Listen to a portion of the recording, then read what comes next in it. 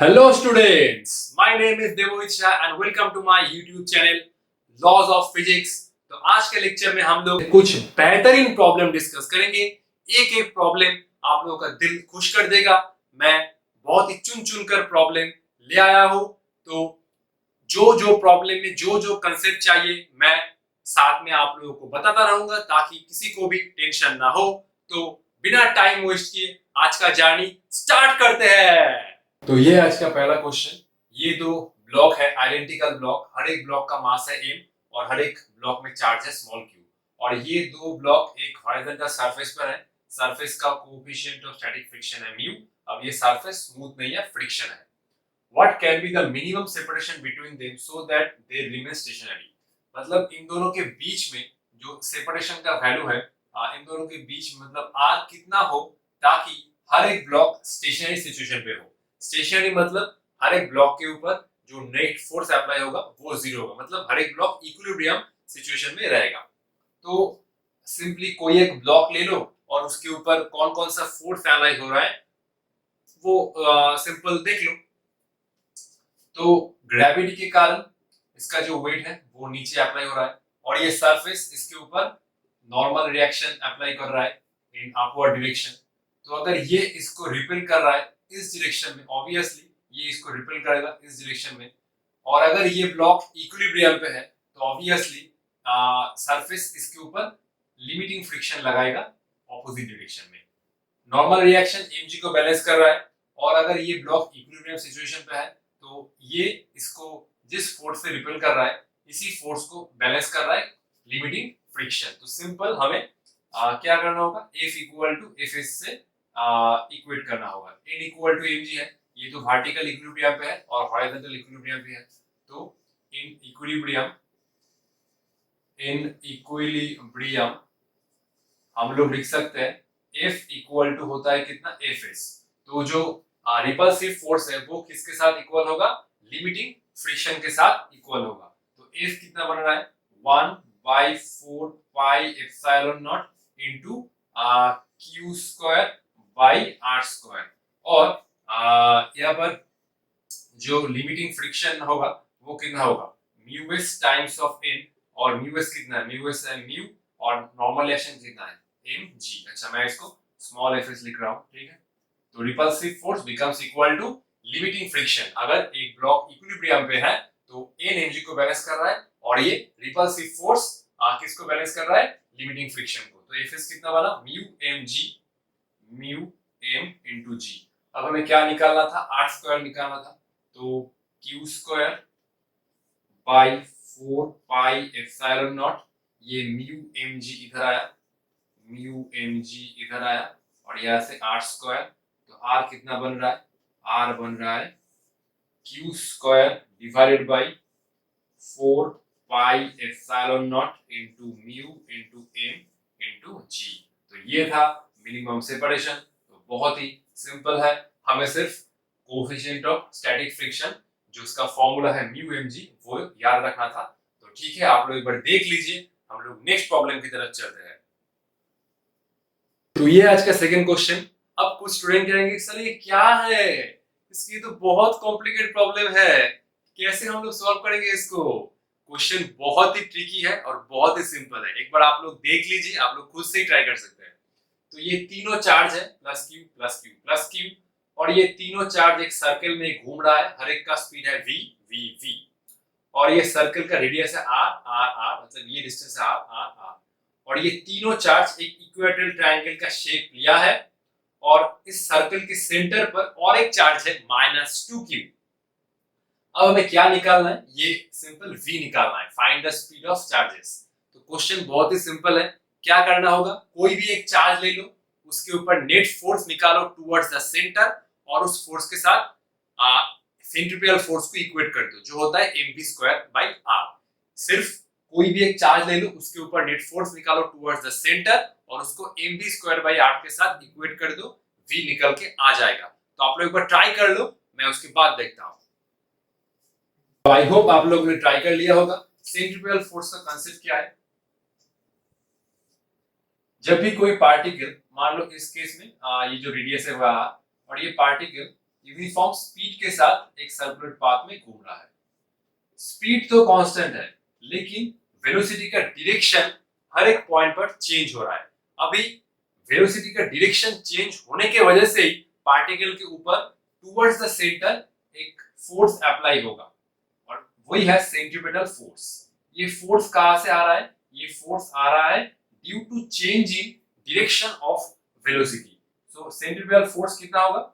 Centripetal force होगा mv² by are. Are क्या है? रेडियस। तो जब भी कोई पार्टिकल सर्कुलर पाथ पे घूमता है तो obviously due to change in direction of velocity particle के ऊपर हर एक पॉइंट पर फोर्स अप्लाई होता रहेगा, वो होगा mv² बाई आर, और वही है सेंट्रीपिटल फोर्स। तो आइए देखते हैं। मैं इस चार्ज पार्टिकल को ले रहा हूं और मैं इस चार्ज पार्टिकल के ऊपर नेट फोर्स निकालूंगा टुवर्ड्स द सेंटर।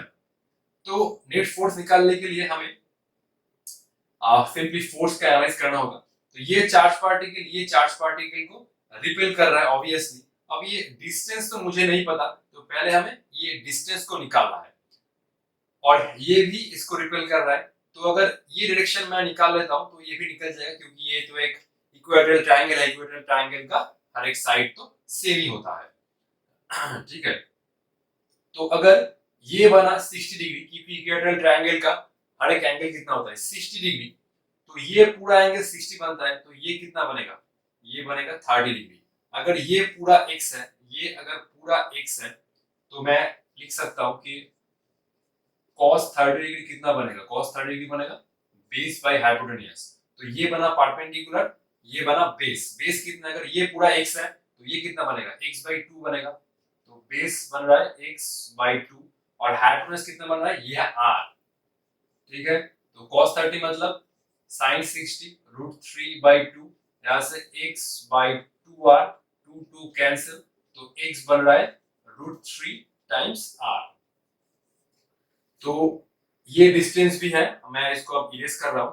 तो अगर ये डिस्टेंस भी है √3r और ये डिस्टेंस भी है √3r, तो ऑब्वियसली ये चार्ज इसको रिपेल कर रहा होगा विद सम फोर्स F। मैं फोर्स को ये F लिख रहा हूं, और ये चार्ज भी इसको रिपेल कर रहा होगा कौन सी डायरेक्शन में? With some force F।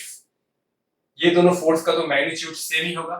F कितना होगा? F होगा 1/4π को मैं K लिख रहा हूं, F q², q into q² divide by their distance square. Distance कितना है? √3r, तो √3r का होल स्क्वायर।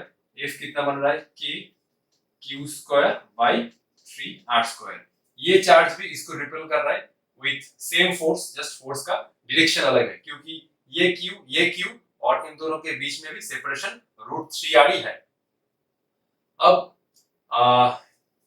अब ये इसको अट्रैक्ट कर रहा होगा कौन सा डायरेक्शन में? ये इसको अट्रैक्ट कर रहा होगा इस डायरेक्शन में। मैं इस फोर्स को कुछ F1 ले रहा हूं, और F1 क्या होगा? F1 का जो मैग्नीट्यूड होगा वो कितना होगा? F1 का मैग्नीट्यूड होगा K।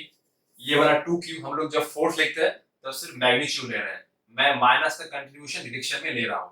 तो F1 बना K 2Q, और ये कितना है? Q, और इन दोनों के बीच में डिस्टेंस कितना है? R।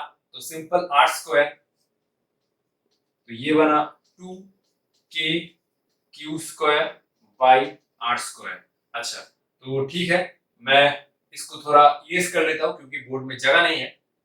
तो इस चार्ज पार्टिकल के ऊपर कौन कौन सा फोर्स अप्लाई हो रहा है? मैं इस चार्ज पार्टिकल को बाहर ड्रॉ कर रहा हूं। तो इस चार्ज पार्टिकल के ऊपर टुवर्ड्स द सेंटर ये फोर्स अप्लाई हो रहा है F1। तो F1 अप्लाई हो रहा है टुवर्ड्स द सेंटर, और ये तो F अप्लाई हो रहा है इधर, और ये एक फोर्स अप्लाई हो रहा है इधर। ठीक है, अब इन दोनों का रिजल्टेंट निकालना होगा। अच्छा, ये पूरा एंगल कितना है? ये पूरा एंगल कितना है? ये पूरा एंगल है 60 डिग्री। इक्वेटोरियल ट्रायंगल का हर एक एंगल होता है 60 डिग्री। तो ये भी एंगल कितना है? 60 डिग्री। तो ये पूरा एंगल कितना है? 60 डिग्री। अब दो फोर्स का मैग्नीट्यूड सेम है, इन दोनों के अगर इन दोनों के बीच में एंगल है 60 डिग्री, तो मैंने बहुत बार बताया है कि जो इन दोनों का जो रिजल्टेंट होगा वो कितना होगा? वो होगा √3 टाइम्स F, और इन दोनों के बीच में से निकलेगा, इसके साथ भी 30 डिग्री और इसके साथ भी 30 डिग्री बनाएगा। ये एंगल है 60 डिग्री, तो ये भी एंगल 60 डिग्री, तो इन दोनों के बीच में एंगल कितना है 60 डिग्री, तो इन दोनों का जो रिजल्ट होगा वो होगा √3 टाइम्स f।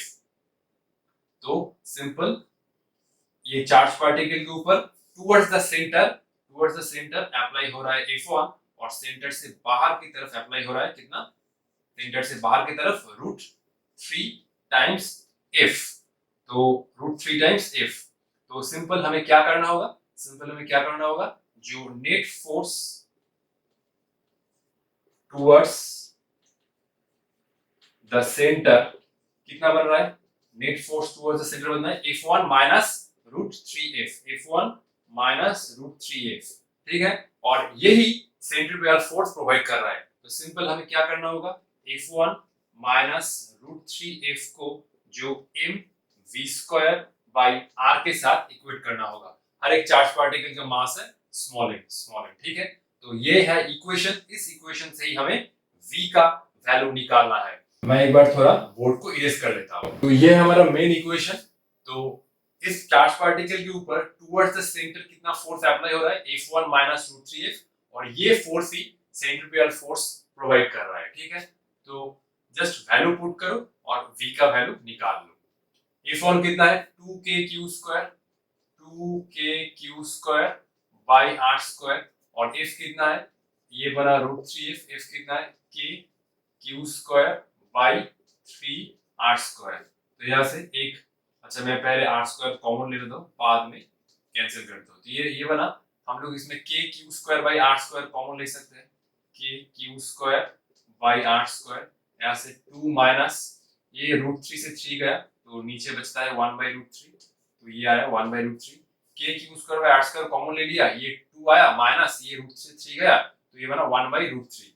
अब ये r से r गया, तो ये बनता है v² इक्वल टू, मैं m को इधर ले रहा हूँ, तो kq² बाई m, और ये r बच गया r2 माइनस 1/√3, और ये v बन रहा है कितना, k को मैं 1/4 पाई एप्सिलॉन नॉट लिख रहा हूँ, 1/4 पाई epsilon not q² by m into r, यहाँ से 2 माइनस 1/√3। ये प्रॉब्लम मुझे बहुत ही अच्छा लगा, और ये प्रॉब्लम बहुत ही कंसेप्चुअल था, और ये इस टाइप का प्रॉब्लम एग्जाम के लिए भी बहुत ही इंपॉर्टेंट है। आप लोग एक बार ध्यान से देख लीजिए, जो प्रॉब्लम का मेन फंडा था, कोई भी एक चार्ज पार्टिकल ले लो, उसके ऊपर नेट फोर्स निकालो टुवर्ड्स द सेंटर, और उसको mv² बाई r के साथ इक्वेट कर दो, तो ये आ रहा है फाइनल आंसर, ठीक है। तो एक बार देख लो, मैं नेक्स्ट प्रॉब्लम की तरफ चलता हूँ। तो ये हमारा थर्ड प्रॉब्लम, और इस टाइप का प्रॉब्लम हमने पहले बहुत बार सॉल्व किया है, इक्विलिब्रियम का क्वेश्चन। ये एक स्क्वायर है, स्क्वायर के चारों कॉर्नर पर चारों चार्ज प्लेस्ड हैं, ये कैपिटल क्यू, ये स्मॉल क्यू, स्क्वायर का साइड है स्मॉल a। क्वेश्चन क्या कह रहा है, what is the relation between capital Q and small Q so that net force on a charge small Q is 0। मतलब कैपिटल क्यू और small Q के बीच में रिलेशन क्या होगा, ताकि कोई भी एक चार्ज ले लो, ये चार्ज या ये चार्ज, इसके ऊपर जो नेट फोर्स आएगा वो 0 होगा, मतलब ये इक्विलिब्रियम में रहेगा, ठीक है। तो आई होप आप लोग ये प्रॉब्लम कर सकते हैं, तो आप लोग एक बार वीडियो पॉज करके ट्राई कर लीजिए। आई होप आप लोगों ने ये प्रॉब्लम सॉल्व कर लिया होगा। तो आइए देखते हैं। तो मैं जस्ट चार्ज को नेमिंग कर रहा हूँ, यह चार्ज नंबर 1, यह चार्ज नंबर 2, और ये चार्ज नंबर 3। मैं हर एक चार्ज को पॉजिटिव ले रहा हूँ, जो हमारा साइन आएगा वो तो फाइनल रिलेशन से निकल के आ जाएगा, उसमें कोई टेंशन लेने की जरूरत नहीं है। तो मैं हर एक चार्ज को पॉजिटिव ले रहा हूँ, तो अगर ये इक्विलिब्रियम में है तो सिंपल हमें इस चार्ज के ऊपर नेट फोर्स 0 निकालना होगा। कोई भी एक चार्ज ले लो वो चलेगा, ठीक है। तो ये इसको रिपेल कर रहा होगा कौन सी डायरेक्शन में, इस डायरेक्शन में। मैं इस फोर्स को F1 ले रहा हूँ, तो F1 का वैल्यू कितना है, F1 का वैल्यू है सिंपल q²। तो CGS में 1/4 पाई एप्सिलॉन का वैल्यू 1 होता है, तो मैं CGS में ले रहा हूँ। ये आ रहा है कैपिटल Q, स्मॉल q, और ये साइड क्या है a², ठीक है। अच्छा,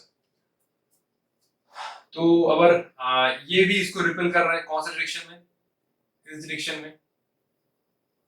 अच्छा, ये बना F2 का वैल्यू कितना है, F2 का वैल्यू है capital Q small q, square का डायगोनल कितना होता है √2a, तो ये बना √2a का होल स्क्वायर, तो capital Q small q bye twice of a square.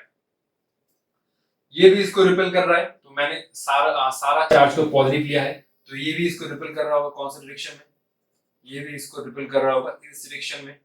तो F3 का वैल्यू कितना है, F3 का वैल्यू है q capital Q small q by a square. Basically F1 और F3 का तो वैल्यू सेम ही है, अच्छा ना वैल्यू सेम नहीं है, सॉरी, ये तो q स्क्वायर होगा ना, ये तो q स्क्वायर होगा, q square by a square. F1 F3 का वैल्यू सेम नहीं होगा, हाँ गलती हो जाता है कभी कभी, वो प्रिंटिंग मिस्टेक है, ठीक है। तो F1 ठीक है, मैं एक बार चेक कर लेता हूँ, capital Q small q by a square. F2 कितना है, capital Q small q by √2a square, और F3 बना q square by a square. तो जस्ट हमें इन तीनों फोर्स का वेक्टर एडिशन करके उसको जीरो के साथ इक्वेट करना होगा। तो मैं ये F3 का जो कंपोनेंट है वो इस डायरेक्शन में ले रहा हूँ, तो ये है 45, तो ये भी है 45, ठीक है। एक बार देख लो, तो मैं वो चार्ज पार्टिकल को ड्रॉ कर रहा हूँ, इधर कौन कौन सा फोर्स अप्लाई हो रहा है मैं एक बार फिर से इसको एनालाइज कर रहा हूँ। तो ये बना F3, ये बना कितना, ये F3 है, तो ये F1 है, और ये बन रहा है कितना F2। ये पूरा एंगल कितना है 90 है, तो ये भी पूरा 90 बनेगा, ठीक है। ये है 45 डिग्री और ये भी है 45 डिग्री, तो मैं सिर्फ कंपोनेंट लूंगा। तो F3 का कंपोनेंट क्या आएगा अलोंग F2, ये बनेगा F3 cos 45 डिग्री, और F1 का भी कंपोनेंट बनेगा अलोंग F2 कितना, F1 cos 45 डिग्री। मैंने F3 का कंपोनेंट लिया इधर, सॉरी, मैंने F3 का कंपोनेंट लिया इधर F3 cos 45, और मैंने F1 का कंपोनेंट लिया इधर F1 cos 45। तो चार्ज पार्टिकल के ऊपर जो नेट फोर्स अप्लाई हो रहा है वो कितना हो रहा है F3 cos 45 डिग्री, एक हुआ F1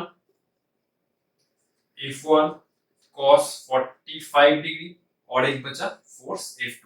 मैंने इन तीनों फोर्स को इस डायरेक्शन में ले लिया, ये तो ऑलरेडी इस डायरेक्शन में है, तो F3 को मैंने इधर ले लिया F3 cos 45, और मैंने F1 को इधर ले लिया F1 cos 45। तो ये तीनों फोर्स इस डायरेक्शन में एक्ट कर रहा है, तो सिंपल इन तीनों को ऐड कर दो। अब तो सिंपल हम लोग एडिशन कर सकते हैं, क्योंकि ये तीनों फोर्स सेम डायरेक्शन में है, तो इसको ऐड करके सिंपली जीरो के साथ इक्वेट कर दो। तो बोर्ड में जगह नहीं है, मैं इसको थोड़ा इरेज कर लेता हूं। तो चार्ज पार्टिकल के ऊपर नेट फोर्स इस डायरेक्शन में अप्लाई हो रहा है, तो सिंपली मैं इसको लिख सकता हूं कि F2 plus F1 cos 45 degree plus F3 cos 45 degree equal to 0।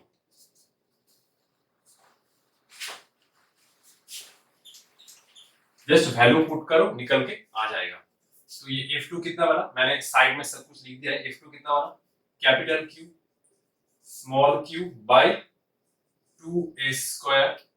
F1 कितना बना, F1 बना capital Q small q by a square, cos 45 बना 1 बाय √2। F3 कितना बना, q square by a square cos 45 1 by √2। यहाँ से क्या कैंसिल होगा, small q small q small q, just यहाँ पर एक स्मॉल q रहेगा, a square a square a square गया, तो ये आ रहा है कैपिटल Q बाय 2, और यहाँ से capital Q by √2 plus small q बचा small q by √2 equal to 0। अब यहाँ से मैं √2 से इसको मल्टीप्लाई कर रहा हूँ, ठीक है। तो ये बचा capital Q by 2, capital Q by √2, ये बचा कैपिटल Q बाय √2। मैं इस इक्वेशन को √2 से मल्टीप्लाई कर रहा हूँ, मल्टीप्लाई बाय √2, तो ये बना √2 कैपिटल Q बाय 2, और ये बना capital Q plus small q equal to 0। तो ये बचा, अच्छा, तो ये कैपिटल Q बाय √2 आ रहा है, capital Q by √2 plus capital Q plus small q equal to 0। तो ये आ रहा है small q equal to minus q by √2। ये ऐसा कुछ आ रहा है, ठीक है। तो आप लोग एक बार देख लो, मैं नेक्स्ट प्रॉब्लम की तरफ चल रहा हूं। तो ये एक कॉन्सेप्ट हमें सीखना होगा, क्योंकि ये कॉन्सेप्ट हमें नेक्स्ट प्रॉब्लम के लिए चाहिए। Electric field due to a uniformly charge ring. ये एक रिंग है, रिंग का रेडियस है स्मॉल r, और रिंग में यूनिफॉर्मली चार्ज डिस्ट्रीब्यूट है, टोटल चार्ज है कैपिटल Q।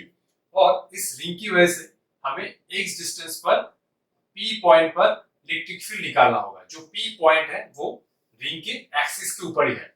तो सिर्फ हमें रिजल्ट चाहिए। जो P पॉइंट पर इलेक्ट्रिक फील्ड होगा वो होगा 1/4πε0 Q x r² + x² to the power 3/2। Q क्या है? इस रिंग में जो टोटल चार्ज डिस्ट्रीब्यूट है उसका वैल्यू, x है सेंटर से इस पॉइंट का डिस्टेंस जो है एक्सियल पॉइंट, और r क्या है? रिंग का रेडियस। और ये एक रिजल्ट भी हम लोग को याद रखना होगा कि x के कौन से वैल्यू पर ये इलेक्ट्रिक फील्ड मैक्सिमम होता है। तो इसलिए हमें इस EP को dx के रेस्पेक्ट में डिफरेंशिएट करके उसको 0 के साथ इक्वेट करना होगा। तो जो x निकल के आएगा प्लस माइनस r/√2। तो x के इस वैल्यू पर इलेक्ट्रिक फील्ड एक्सिस पर मैक्सिमम होगा। तो ये प्लॉट भी हम लोग को याद रखना होगा। एक होगा r/√2 और दूसरा होगा माइनस r/√2। एक बार ध्यान से देख लो कि इन दोनों पॉइंट पर इलेक्ट्रिक फील्ड का जो वैल्यू है वो मैक्सिमम हो रहा है, और सेंटर पर इलेक्ट्रिक फील्ड 0 है। सेंटर में हम लोग कैसे चेक कर सकते हैं? एट सेंटर क्या होगा? एट सेंटर कुछ तो दिमाग लगाओ, थोड़ा सा ट्राई करो। एट सेंटर क्या होगा? x का जो वैल्यू होगा वो होगा 0।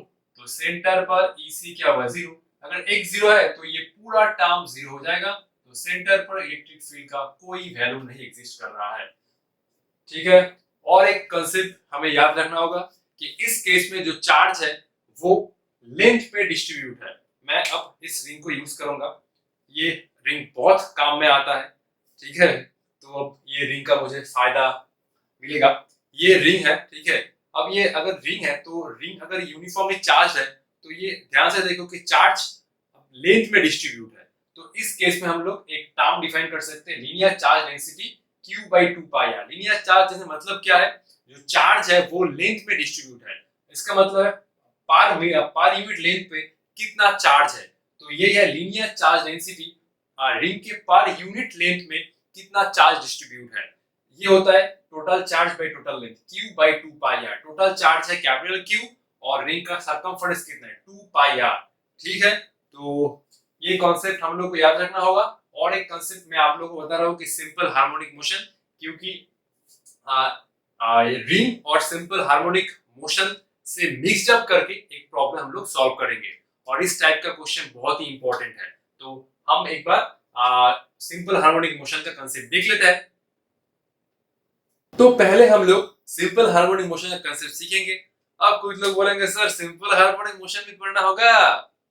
अरे भाई, कॉम्पिटिटिव एग्जाम क्रैक करना चाहते हो तो सब कुछ पढ़ना होगा, कोई भी एक टॉपिक छोड़ के नहीं जा सकते, क्योंकि और ये टॉपिक सिंपल हार्मोनिक मोशन तो बहुत इंपॉर्टेंट है। क्लास 12 में इस चैप्टर में इसका बहुत सारा एप्लीकेशन है, ठीक है।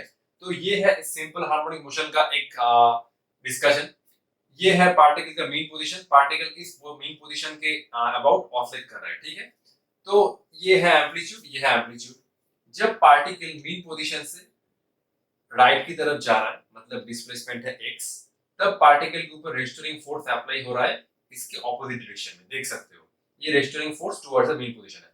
जब पार्टिकल मीन पोजीशन से लेफ्ट की तरफ जा रहा है तो उस केस में भी ये जो फोर्स है वो डिस्प्लेसमेंट के ऑपोजिट डायरेक्शन में अप्लाई हो रहा है। तो मैं एक बात कह सकता हूँ कि अगर कोई particle simple harmonic motion execute कर रहा है तो उसके ऊपर जो रेस्टोरिंग फोर्स अप्लाई होता है वो always towards the mean position होता है। तो इसलिए हम लोग इस f को माइनस के एक्स के साथ रिप्रेजेंट कर सकते हैं। f इक्वल टू माइनस के एक्स। माइनस के रिप्रेजेंट कर रहा है? माइनस रिप्रेजेंट कर रहा है कि रेस्टोरिंग फोर्स डिस्प्लेसमेंट के ऑपोजिट डायरेक्शन में है, और k क्या है? k is force constant. अब ये कांसेप्ट है कि अगर कोई पार्टिकल सिंपल हार्मोनिक मोशन मान लो कि कर रहा है तो उस केस में उस पार्टिकल का हम लोग कैसे टाइम पीरियड निकाल सकते हैं, इसी का जस्ट हमें प्रोसीड्यूर मतलब ये स्टेप्स कुछ हमें याद रखना होगा, तभी हम लोग जो नेक्स्ट प्रॉब्लम है उस प्रॉब्लम को कर सकते हैं। ठीक है, तो पहले कोई पार्टिकल अगर सिंपल हाई मोशन एग्जीक्यूट कर रहा है तो उस केस में पार्टिकल के ऊपर नेट फोर्स निकालो। First find the net force on the particle, then क्या करो, देन उस नेट फोर्स को इस इक्वेशन के साथ कंपेयर करो। Then compare the expression of force with F equal to minus kx। अब कंपेयर करके क्या होगा, कंपेयर करके मुझे k निकालना था, जो k है फोर्स कांस्टेंट, k निकाल लिया। अब एंगुलर फ्रीक्वेंसी निकालो √k/m। m क्या है, उस पार्टिकल का मास है जो सिंपल हार्मोनिक मोशन कर रहा है। फिर टाइम पीरियड निकालो, जो फॉर्मूला है 2 पाई ओमेगा 2 पाई √m/k। तो इन पांचों स्टेप्स की मदद से हम लोग कोई भी पार्टिकल अगर सिंपल हार्मोनिक मोशन एग्जीक्यूट कर रहा है तो उस पार्टिकल का टाइम पीरियड निकाल सकते हैं। आप लोग एक बार इसको लिख लीजिए, फिर हम लोग रिंग की जो नेक्स्ट प्रॉब्लम है उस पर चलते हैं। ठीक है, तो ये है आज का हमारा प्रॉब्लम नंबर 4 और ये प्रॉब्लम रिंग और सिंपल हार्मोनिक मोशन का जो मिक्स्ड कांसेप्ट है उसके ऊपर बेस्ड है। मुझे तो ये प्रॉब्लम बहुत पसंद आया है। आई होप आप लोगों को भी ये प्रॉब्लम बहुत पसंद आएगा अगर कांसेप्ट और फॉर्मूला पता हो तभी। ठीक है, तो ये एक रिंग है, रिंग का रेडियस है r, रिंग में टोटल चार्ज है प्लस q। रिंग के एक्सिस के ऊपर सेंटर से y डिस्टेंस पर एक चार्ज पार्टिकल है जिसका मास है m और minus q। Assuming y less than r, ये एप्रोक्सीमेशन हमें करना होगा। फिर उसके बाद क्या निकालना है, find the time period of oscillation of the particle if it release from there. अगर इस पोजीशन से मैंने पार्टिकल को छोड़ दिया तो पार्टिकल का टाइम पीरियड क्या होगा। तो पहले हमें चेक करना होगा कि इसका जो मोशन होगा वो सिंपल हार्मोनिक मोशन होगा या नहीं होगा। ठीक है, तो रिंग की वजह से इलेक्ट्रिक फील्ड का एक्सप्रेशन क्या होता है, उसके एक्सिस के ऊपर ये बनता है k q y divided by r square plus y square to the power of 3/2। तो इस रिंग की वजह से इस पॉइंट पर इलेक्ट्रिक फील्ड का जो डायरेक्शन होगा वो होगा ये। अब ये चार्ज पार्टिकल है माइनस q, तो ऑब्वियसली इस इलेक्ट्रिक फील्ड के कारण इसके ऊपर जो फोर्स अप्लाई होगा वो इस डायरेक्शन में होगा। ठीक है, क्योंकि नेगेटिव चार्ज के ऊपर जो फोर्स अप्लाई होता है इलेक्ट्रिक फील्ड की वजह से वो इलेक्ट्रिक फील्ड के अपोजिट डायरेक्शन में होता है। ठीक है, तो फोर्स कितना हो रहा है, फोर्स हम लोग लिख सकते हैं कि small q into e। Minus q नहीं लिया, माइनस का कंट्रीब्यूशन मैंने डायरेक्शन में ले लिया है। ठीक है, तो सिंपल f निकालो, f कितना हुआ, स्मॉल q ये मेरा capital q, small q capital q y ये हुआ r square plus y square to the power of 3/2। अब ध्यान से देखो, ये वाला फोर्स मैंने निकाला, ये सिंपल हार्मोनिक मोशन का मतलब इक्वेशन नहीं है। सिंपल हार्मोनिक मोशन का अगर हम लोग कंसेप्ट यूज करना चाहते हैं तो इसको हमें ऐसा कुछ लाना होगा, F इक्वल टू के वाई। अब नीचे देखो ये y स्क्वायर है, तो ये एक्सप्रेशन से हम लोग टाइम पीरियड नहीं निकाल सकते, तो हमें ये अप्रोक्सीमेशन यूज करना होगा जो क्वेश्चन में गिवन है ना। तो r ग्रेटर देन y, ये अप्रोक्सीमेशन यूज करो। अब f नेट कितना बना, f नेट बना k small q capital Q y divide by y square को नेगलेक्ट कर दो तो ये बन जाएगा r square to the power of 3/2। तो f नेट कितना बना, f नेट बना k small q capital Q y r square to the power of 3/2, ये बन जाएगा r क्यूब। अब इस इक्वेशन को हम लोग f equal to k prime के साथ कंपेयर कर सकते हैं, क्योंकि देख सकते हो जो नेट फोर्स है वो डिस्प्लेसमेंट के साथ डायरेक्टली प्रोपोर्शनल है और फोर्स डिस्प्लेसमेंट का अपोजिट डायरेक्शन में है। ठीक है, y तुम मेजर कर रहे हो सेंटर से और F अप्लाई हो रहा है y के अपोजिट डायरेक्शन में। ठीक है, और रिस्टोरिंग फोर्स डिस्प्लेसमेंट के साथ डायरेक्टली प्रोपोर्शनल है। ठीक है, अच्छा तो इस केस में मैं क्या करूंगा, उन पांचों स्टेप्स को फॉलो करूंगा। ठीक है, तो equate the force with F equal to k prime x। मैंने यहाँ पर k प्राइम क्यों लिया, अगर मैं इसको k लेता तो ये k और k प्राइम थोड़ा झमेला हो जाता। ठीक है, इस केस में k का वैल्यू क्या है, इस केस में k का जो वैल्यू है वो है 1/4 पाई एप्सिलॉन नॉट। ठीक है, और ये k प्राइम हुआ मेरा फोर्स कांस्टेंट। ठीक है, तो ये वाला k प्राइम, अब कंपेयर करो, देखो ये k प्राइम बन रहा है k small q capital Q by r cube. Okay, so we get ये k प्राइम हुआ मेरा फोर्स कांस्टेंट। ठीक है, ये हुआ मेरा फोर्स कांस्टेंट, ये कितना बना k small q capital Q by r cube, k small q capital Q by r cube. अब एंगुलर फ्रीक्वेंसी निकालो, बहुत ही सिंपल है, रूट ओवर k प्राइम बाय m, ये कितना होगा k small q capital Q by m into r cube. जस्ट उन पांचों स्टेप्स को फॉलो करो। पहले पार्टिकल के ऊपर नेट फोर्स निकालो, उसके बाद इस फोर्स को इस इक्वेशन के साथ कंपेयर करो, के प्राइम निकालो, ठीक है। उसके बाद एंगुलर फ्रीक्वेंसी निकालो, रोवर के प्राइम बाई एम, ये हुआ k small capital Q by r cube into n. फिर क्या था, T equal to 2 pi by omega, ठीक है।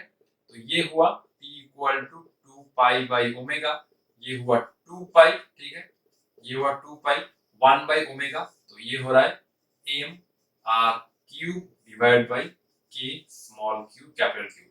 इस केस में जो के है, ये वाला k, that is 1 by 4 pi epsilon not, ठीक है। कुछ लोगों को ये दिक्कत हो रहा होगा, सर ये यहाँ पर हमने माइनस क्यों नहीं लिया। इसका कंट्रीब्यूशन ऑलरेडी हम लोग डायरेक्शन में ले चुके हैं, ठीक है। y है सेंटर से इस पॉइंट का डिस्टेंस, तो f इस पॉइंट के मतलब f डिस्प्लेसमेंट के ऑपोजिट डायरेक्शन में अप्लाई हो रहा है, ठीक है। तो माइनस का कंट्रीब्यूशन ऑलरेडी हमने डायरेक्शन में ले लिया है, ठीक है। तो ये हुआ पूरा इस प्रॉब्लम का कंसेप्ट। पहले रिंग की वजह से इलेक्ट्रिक फील्ड निकालो, फिर इलेक्ट्रिक फील्ड की वजह से इसके ऊपर फोर्स निकालो, फिर फोर्स को के प्राइम एक साथ इक्वेट करो, के प्राइम निकालो, ओमेगा निकालो, टाइम पीरियड निकालो, ठीक है। तो इस पार्टिकल का जो मोशन होगा, मैं एक बार आप लोगों को दिखाना चाहता हूँ, ये ऐसे मोशन होगा, ठीक है, ठीक है। ये अगर रिंग है तो रिंग की वजह से पार्टिकल पहले इस पोजीशन पर होगा, फिर ये रिंग के सेंटर के थ्रू पास कर जाएगा, फिर ऐसे होगा, फिर ऐसे ऐसे ऐसे ऐसे होता रहेगा। ये पार्टिकल रिंग के सेंटर के थ्रू ऐसे ऐसे, जब ये पार्टिकल इस पोजीशन पर गया तो रेस्टोरिंग फोर्स अप्लाई हो रहा है इस डायरेक्शन में, तो फिर ये इधर आएगा। फिर जब सेंटर से इस पोजीशन पर आया तो रेस्टोरिंग फोर्स फिर से इस डायरेक्शन पर फोर्स लगाएगा, तो ये फिर से इधर जाएगा। तो इसका ऐसे सिंपल हार्मोनिक मोशन होता रहेगा, ठीक है। इस केस में तो कोई फ्रिक्शनल फोर्स नहीं है, तो सिंपल इसका मोशन कंटिन्यूअस होता रहेगा, और ये होगा इसका टाइम पीरियड। आप लोग इसको एक बार ध्यान से देख लीजिए, ठीक है। मैंने पूरा विजुअलाइज करके आप लोगों को ये प्रॉब्लम समझ दिया है, ठीक है। अच्छा, इस केस में जस्ट एक देखना, इस केस में ये x नहीं होगा, इस केस में k प्राइम y होगा। ये k प्राइम y था, ठीक है। तो और कोई मिस्टेक नहीं है, ये सिंपल एक मिस्टेक था, तो सिंपल k प्राइम को कंपेयर करने से आ जाएगा, ठीक है। तो अब हम लोग डिस्क के वजह से इलेक्ट्रिक फील्ड डिस्कस करेंगे, जो हमें नेक्स्ट प्रॉब्लम में मदद करेगा। हर एक प्रॉब्लम मैं जो आज सॉल्व कर रहा हूँ वो बहुत ही इंटरेस्टिंग है, बहुत ही शानदार है। मुझे तो ये सब प्रॉब्लम बहुत ही अच्छा लगा है, ठीक है।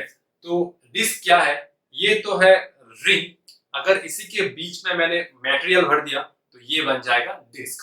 और डिस्क के केस में हम लोग लैम्डा ना लेके सिग्मा लेते हैं। सिग्मा का मतलब क्या है, surface charge density.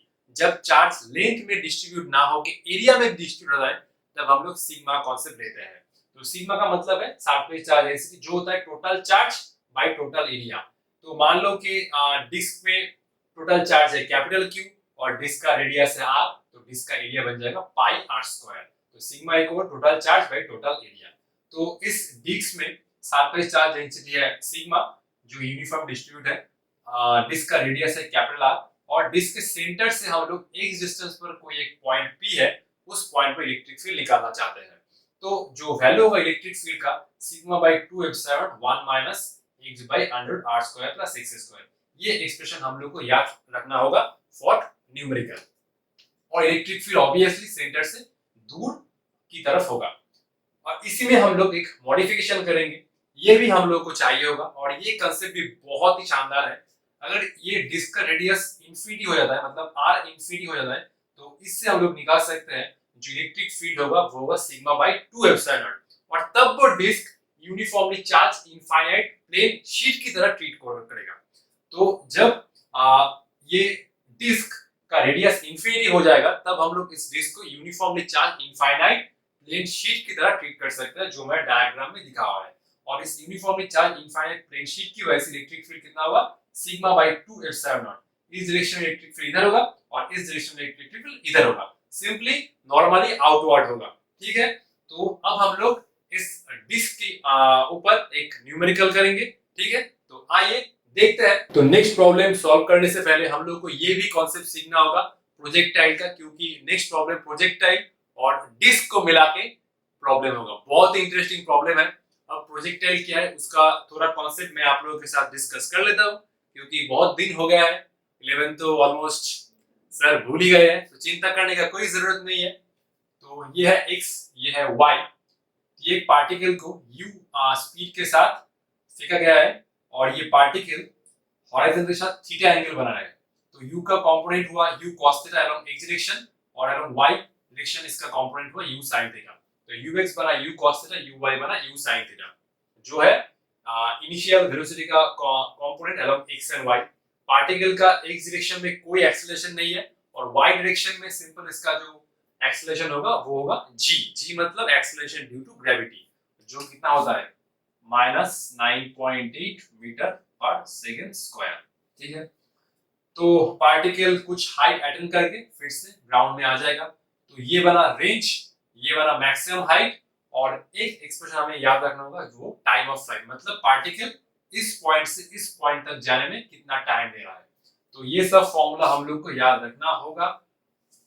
Twice u sin theta by g, t हो रहा है twice u sin theta by g, r equal to horizontal range मतलब पार्टिकल x डायरेक्शन में कितना मूव किया, u square sin 2 theta by g और h है maximum height जो बन रहा है u square sin square theta by 2g। एक ध्यान से याद रखना, रेंज में ये आता है sin 2 थीटा आता है और मैक्सिमम हाइट में ये आता है sin स्क्वायर थीटा। इस केस में डिनोमिनेटर में 2 नहीं है, इस केस में डिनोमिनेटर 2 है। तो अब हम लोग नेक्स्ट प्रॉब्लम की तरफ चलते हैं। तो ये आज का प्रॉब्लम नंबर 5 और ये problem number 5 uniformly charge infinite plane sheet और जो प्रोजेक्टाइल मोशन है उसका मिक्स्ड कॉम्बिनेशन है। तो आइए देखते हैं। ये है uniformly charge infinite plane sheet जिसका सरफेस चार्ज डेंसिटी है सिग्मा, ये है x, ये है y एक्सिस। इस पॉइंट से एक चार्ज पार्टिकल को फेंका जा रहा है। चार्ज पार्टिकल का मास है m और वैल्यू है -q। इस चार्ज पार्टिकल को इस पॉइंट से u स्पीड के साथ फेंका जा रहा है और ये चार्ज पार्टिकल हॉरिजॉन्टल के साथ एंगल बना रहा है थीटा और ये चार्ज पार्टिकल फिर से आके इस प्लेट में गिर रहा है। तो हमें क्या क्या निकालना होगा, time taken by the particle to return on the plate. Particle इस पॉइंट से इस पॉइंट तक जा रहा है, वो टाइम निकालना होगा। मैक्सिमम हाइट, ये मैक्सिमम हाइट कितना है और रेंज ऑफ द पार्टिकल मतलब ये डिस्टेंस कितना होगा और नेग्लेक्ट ग्रेविटी, इस केस में हमें ग्रेविटी को नेग्लेक्ट करना होगा। ये पार्टिकल एक बार देख लो, ये पार्टिकल ऑब्वियसली ये प्लेट के ऊपर फिर से वापस आ जाएगा क्योंकि ये तो नेगेटिव चार्ज पार्टिकल है, तो ये शीट इसको अट्रैक्ट कर रहा होगा, इसीलिए पार्टिकल फिर से वापस आ रहा होगा। तो हमें सिर्फ प्रोजेक्टाइल मोशन का जो 3 फॉर्मूला हमने डिस्कस किया है, time taken by the particle, maximum height और रेंज, वो 3 फॉर्मूला को सिर्फ हमें कुछ मॉडिफिकेशन करके अप्लाई करना होगा। जब हमने वो प्रॉब्लम डिस्कस मतलब जो कॉन्सेप्ट डिस्कस किया था प्रोजेक्टाइल मोशन का, उसमें हमने पार्टिकल को ग्रेविटी के अंडर में डिस्कस किया था और यहाँ पर ग्रेविटी को हमें नेग्लेक्ट करने को बोला है। तो जस्ट वो g को रिप्लेस करके हमें कुछ और एक्सेलरेशन लेना होगा। तो ऑब्वियसली चार्ज पार्टिकल के ऊपर इलेक्ट्रिक फील्ड कौन सा डायरेक्शन में, इलेक्ट्रिक फील्ड है इस डायरेक्शन में। अब ये चार्ज पार्टिकल तो है नेगेटिव, तो फोर्स अप्लाई होगा इस डायरेक्शन में। अगर फोर्स अप्लाई होगा इस डायरेक्शन में तो एक्सेलरेशन होगा इस डायरेक्शन में। इलेक्ट्रिक फील्ड तो है इससे दूर ज्यादा हुआ, ये चार्ज पार्टिकल है नेगेटिव, तो नेगेटिव की वजह से फोर्स अप्लाई होगा इधर और एक्सेलरेशन भी होगा इधर। तो एक्सेलरेशन क्या होगा, इलेक्ट्रिक फील्ड कितना, इलेक्ट्रिक फील्ड है uniformly charge infinite plane sheet की वजह से जो हमने जस्ट कुछ टाइम पहले डिस्कस किया, sigma by 2 epsilon not. Force क्या होगा, फोर्स होगा Q into E मतलब Q into sigma by 2 epsilon not. और एक्सेलरेशन क्या होगा, ड्यू टू इलेक्ट्रिक फील्ड। इस केस में हमें ग्रेविटी को नेग्लेक्ट करना है, तो इस केस में हमें सिंपल जो एक्सेलरेशन लेना होगा वो इलेक्ट्रिक फील्ड की वजह से। तो एक्सेलरेशन क्या होगा, फोर्स बाय मास, ये आ रहा है Q sigma by 2 epsilon not into m। तो अब ये टाइम पीरियड कितना होगा, t equal to twice u sin theta by, यहाँ पर g नहीं होगा, g की रिप्लेस करके हम लोग a ले रहे हैं, एक्सेलरेशन जो इलेक्ट्रिक फील्ड की वजह से आ रहा है। तो ये आएगा a, ये आ रहा है ट्वाइस u sin थीटा, ये कितना होगा q sigma bye twice m epsilon not. यही a हमें लेना है हर एक केस में। और मैक्सिमम हाइट कितना था, u स्क्वायर sin 2 थीटा या sin